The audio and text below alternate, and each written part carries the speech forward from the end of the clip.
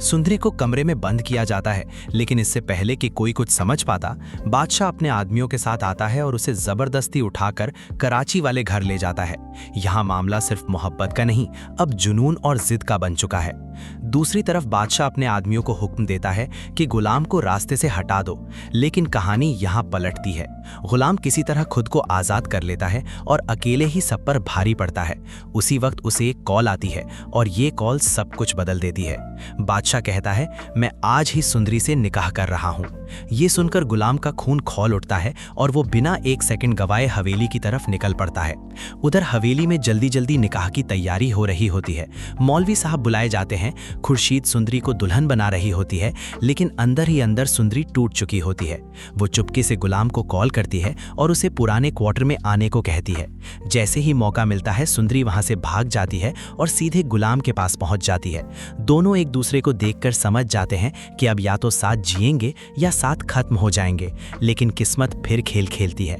बादशाह को खबर मिल जाती है और वो गुस्से में आग बनकर वहां पहुंचता है। आमना सामना होता है, बंदूकें निकलती हैं और हालात बेकाबू हो जाते हैं। तभी एंट्री होती है कुर्बान की। वो बादशाह को पकड़वा देता है और कहता है कि आज फैसला हो जाएगा कौन किसका है।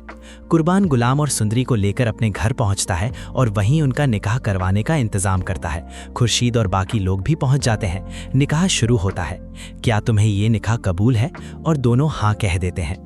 उधर जहान बादशाह को छुड़ा देता है, लेकिन जब तक बादशाह वहां पहुंचता है सब खत्म हो चुका होता है।